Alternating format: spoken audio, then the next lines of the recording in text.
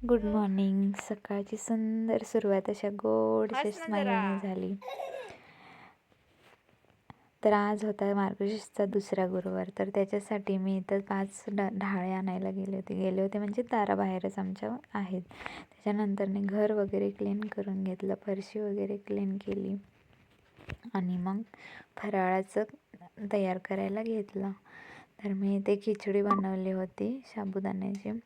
तर त्याच्यानंतरने मग मी पूजा मांडायला घेतली.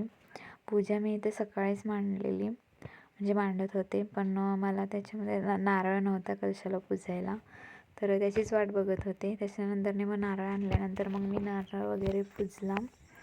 तर संध्याकाळी असे दिवे वगैरे लावून पूर्ण अशी तयारी करून पुस्तक वगैरे वाचले, आरती वगैरे केली आणि मग हे कापूर आणि धूप वगैरे पूर्ण असे घरामध्ये असं पसरवून घेतलं आणि सुंदर अशी पूजा झाली, फोटो वगैरे काढले. तर असा झाला आजचा दिवस.